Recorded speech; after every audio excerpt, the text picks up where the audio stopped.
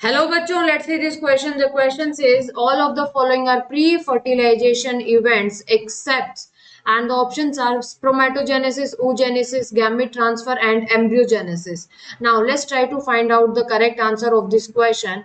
तो सबसे पहले हम देखते हैं इवेंट्स. तो जो की कॉन्सेप्ट है, की कॉन्सेप्ट के बारे में क्या बात हो रही है कि क्या क्या इवेंट्स होते हैं लाइफ साइकिल के अंदर. तो तीन इवेंट्स होते हैं, ठीक है. तो सबसे पहला जो इवेंट होगा उसको हम बोलेंगे प्री फर्टिलाइजेशन इवेंट.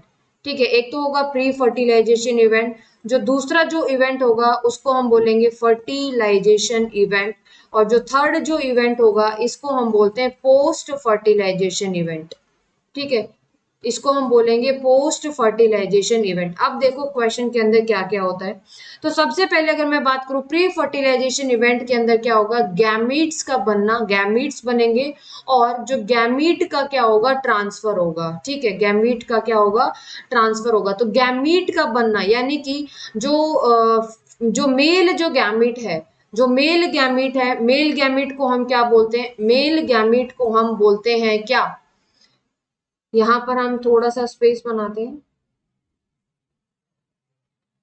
जो मेल गैमिट को हम बोलते हैं स्पर्म. तो इसकी जो प्रोसेस होगी फॉर्मेशन की, इसको हम बोलेंगे स्पर्मेटोजेनेसिस. इसको हम बोलेंगे स्पर्मेटोजेनेसिस.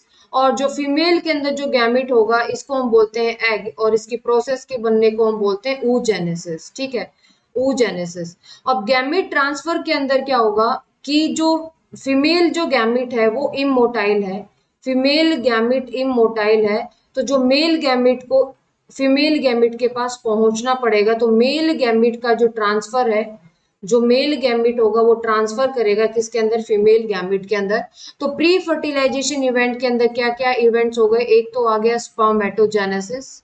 ठीक है, एक तो आ गया स्पर्मेटोजेनेसिस, दूसरा आ गया oogenesis, एंड जो थर्ड जो इवेंट आ गया यानी कि ट्रांसफर ऑफ गैमिट.